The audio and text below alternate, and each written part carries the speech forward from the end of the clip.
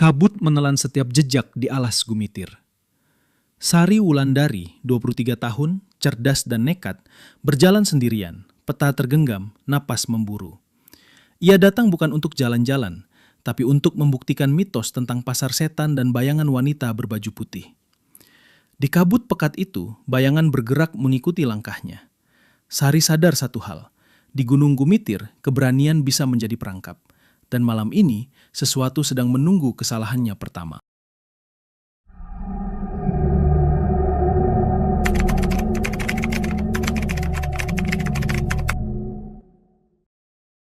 Sari Wulandari, 23 tahun, selalu dikenal di kampusnya sebagai gadis cerdas dan mandiri. Teman-temannya sering mengatakan ia terlalu nekat, tapi Sari bangga dengan rasa penasarannya yang tak terbendung.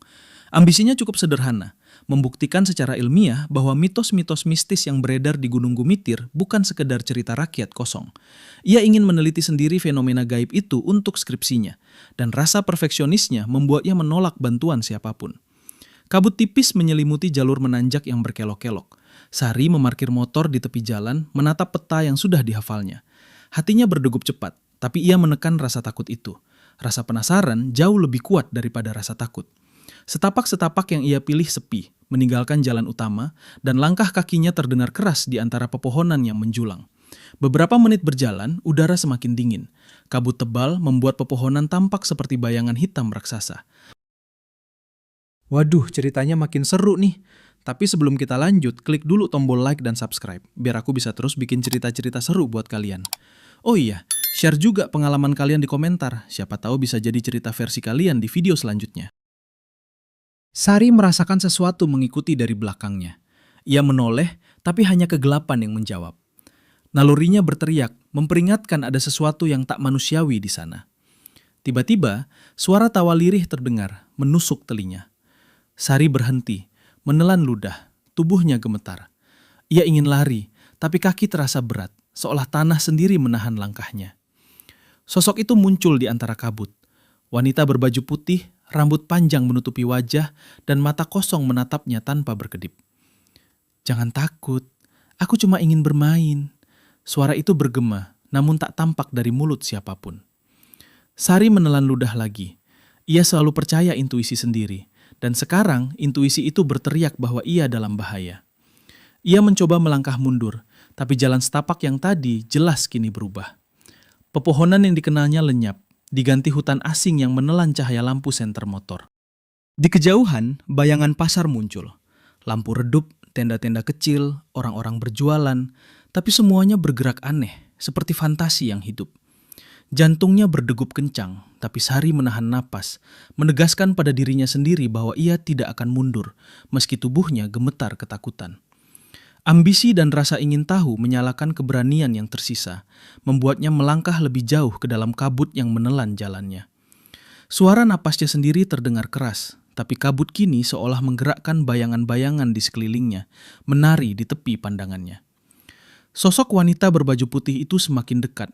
Langkahnya senyap, tapi menisi ruang hutan dengan kengerian yang tak bisa dijelaskan. Sari sadar bahwa ia kini sendirian di dunia yang berbeda, antara kenyataan dan mimpi buruk yang hidup. Dan sesuatu di dalam kabut itu menatapnya dengan kesabaran yang dingin, menunggu ia melakukan kesalahan sekecil apapun. Sari menatap pasar yang muncul di kejauhan. Lampu-lampu redup berkelip, tenda-tenda kecil berjajar rapi, dan orang-orang tampak sibuk menjajakan dagangan. Tapi ada yang aneh. Bayangan-bayangan itu bergerak tidak selaras dengan gerakan manusia normal, seperti boneka yang dikendalikan tali tak terlihat. Rasa ingin tahunya menggiringnya masuk, meski seluruh naluri survivalnya menjerit agar mundur. Ia melangkah, hati berdegup lebih kencang dari sebelumnya, napasnya memburu. Setiap langkah seakan membawanya lebih jauh dari dunia nyata. Kabut di sekelilingnya kini seperti cairan putih pekat, menempel di kulitnya, menyesakkan dada. Tiba-tiba, seorang pedagang menoleh ke arahnya. Wajahnya samar, hampir seperti lukisan yang hidup. Mata pedagang itu hitam pekat, tanpa pupil, menatap Sari seolah membaca pikirannya. "Kenapa datang ke sini, sendirian?" Suara itu bergetar, tapi tak seperti suara manusia. Sari menelan ludah, tubuhnya kaku. Ia selalu menganggap dirinya pemberani, Tapi sekarang ia sadar bahwa keberanian bisa terkikis oleh ketakutan yang tak tampak. Sari ingin lari, tapi kakinya terasa berat. Ia memutar badan dan pasar yang tadi jelas kini menghilang, berganti hutan gelap tanpa jalan keluar. Kabut berputar di sekelilingnya, membentuk sosok-sosok samar yang berbisik namanya, memanggilnya. Salah satu bisikan itu terdengar jelas, lebih menakutkan daripada suara manapun. Sari, jangan tinggalkan aku. Hatinya tersentak, ia menoleh, dan di antara kabut itu muncul sosok wanita berbaju putih lagi. Wajahnya sekarang terlihat jelas. Mulut tersenyum lebar, tapi matanya kosong tanpa kehidupan.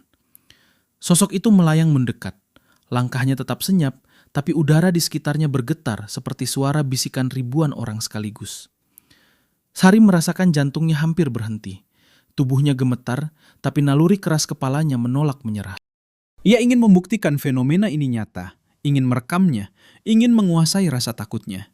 Ia mengeluarkan ponsel, menyalakan lampu senter, tapi cahaya itu memantul ke kabut dan seketika hilang, tertelan kegelapan. Sari kini terperangkap antara kenyataan dan mimpi buruk yang hidup. Bayangan-bayangan di sekelilingnya bergerak semakin dekat, membentuk wajah-wajah yang pernah ia lihat di cerita warga. Arwah pekerja paksa, sosok wanita menangis, dan bayangan hitam tanpa bentuk. Mereka berbisik, tertawa, dan seolah menunggu satu kesalahan kecilnya untuk menyeretnya lebih jauh ke dalam dunia mereka. Dan di tengah kegelapan itu, suara yang paling menakutkan terdengar. Aku sudah menunggumu lama, Sari. Sari terhuyung mundur, napasnya tercekat, tubuh gemetar hebat. Kabut pekat melingkupi seluruh sekelilingnya, mengubah pepohonan menjadi bayangan raksasa yang bergerak seolah hidup. Sosok wanita berbaju putih melayang semakin dekat. Senyum di wajahnya kini menyeramkan sampai ke tulang. Sudah lama aku menunggumu, bisiknya, bergema di kepala Sari, seolah datang dari semua arah sekaligus. Sari berlari, kakinya menapak tanah lembab, tapi tanah di bawahnya seperti menahan setiap langkah. Bayangan-bayangan dari pasar setan muncul di tepinya, berbaris, menatap dengan mata kosong, tangan terulur seakan ingin menariknya. Ia menoleh ke belakang, tidak ada jalan pulang. Kabut menelan jalur setapak yang tadi ia lalui. Dengan sisa keberanian terakhir, Sari berteriak, "Siapa kau? Apa yang kau inginkan dariku?" Bayangan wanita itu mendekat, matanya kosong namun penuh kekosongan yang menusuk jiwa. Sekitar mereka, bisikan-bisikan mulai berubah menjadi teriakan histeris, campuran tangisan dan tawa. Suasana seketika menjadi berat, seperti udara itu sendiri menekan dada Sari. Sari menutup mata, mencoba menenangkan diri. Ia teringat akan nalurinya sendiri, intuisi yang selama ini ia percayai. Dengan napas terengah, ia membuka mata dan menatap bayangan itu, lalu melakukan hal yang tak pernah ia bayangkan. Menghadapi sosok itu dengan keberanian penuh, menatap lurus ke matanya. "Jika kau ingin aku, datanglah. Tapi aku tidak takut padamu." Suara Sari bergema, bergetar tapi tegas. Tiba-tiba, kabut berputar liar. Sosok wanita berbaju putih tersenyum lebih lebar, kemudian tertawa. Tapi tawa itu berubah menjadi jeritan nyaring, menusuk telinga, dan satu persatu bayangan di sekeliling Sari mulai memudar menjadi kabut tipis. Pasar setan lenyap, suara bisikan dan tawa pun menghilang. Sari terhuyung, tubuhnya gemetar, napasnya terengah-engah. Ia menatap sekitar, hutan kini sunyi. Kabut mulai menipis, dan jalur setapak yang familiar perlahan muncul. Namun sesuatu tetap berubah. Di tangannya, ponsel yang ia anggap mati tiba-tiba menyala, menampilkan foto dirinya berdiri di tengah pasar setan, tersenyum pucat dengan mata yang kosong. Foto yang ia yakin tidak mungkin diambil oleh kamera sendiri. Sari menyadari satu hal. Ia lolos dari ancaman itu, tapi tidak pernah benar-benar bebas. Bayangan-bayangan di Gunung Gumitir tetap mengintai, menunggu siapa saja yang cukup nekat untuk memasuki kabut mereka. Dengan langkah gontai, Sari berjalan kembali ke jalan utama, napas memburu. Hatinya berdebar, tubuhnya lelah. Namun ia tahu satu hal, pengalaman ini akan menjadi penelitian paling menakutkan sekaligus paling nyata dalam hidupnya. Dan sesuatu di dalam kabut itu, sesuatu yang menatap dari bayang-bayang, masih menunggu. Menunggu yang berikutnya. Beberapa minggu setelah kejadian di Gunung Gumitir, Sari duduk di kamarnya, menatap tumpukan catatan dan foto-foto penelitian.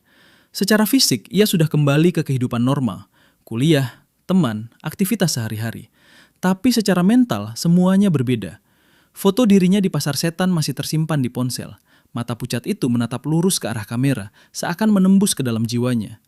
Ia mencoba menghapusnya, tapi setiap kali ponsel dihidupkan, foto itu muncul kembali, kadang dengan bayangan kabut tipis di latar yang seolah bergerak sendiri. Sari mulai merasakan kehadiran hal-hal kecil yang aneh. Langkah kaki di rumah saat sendirian, suara tawa lirih di koridor, bayangan samar yang bergerak di tepi matanya. Teman-temannya bilang ia terlalu lelah atau stres, tapi Sari tahu bedanya. Ini nyata, dan bayangan itu menunggunya, seperti menandai bahwa kabut Gunung Gumitir tidak pernah benar-benar melepaskan mangsanya. Ia juga menyadari satu hal yang menakutkan. Keberanian yang ia pamerkan di hutan bukanlah akhir dari cerita. Itu hanya awal dari ikatan dengan dunia bayangan. Setiap malam, saat ia menutup mata, bayangan wanita berbaju putih itu muncul di sudut pikirannya. Tersenyum dengan mata kosong, membisikkan satu kata yang tak bisa diabaikan. Kau akan kembali. Sari menelan ludah, menatap jendela kamarnya yang gelap. Ia tahu pengalaman di Gunung Gumitir telah mengubahnya selamanya. Ambisi dan rasa ingin tahunya yang dulu membawa keberanian, kini menjadi rantai yang mengikatnya dengan dunia gaib yang tidak bisa ia pahami sepenuhnya. Di luar, kabut tipis menyelimuti halaman rumahnya, menari di bawah sinar lampu jalan. Dan Sari tahu, dunia mistis Gunung Gumitir dengan semua bayangan dan bisikannya tidak pernah benar-benar pergi. Ia hanya menunggu orang berikutnya yang cukup berani atau cukup nekat. Dan Sari, entah sadar atau tidak, kini menjadi bagian dari cerita itu sendiri.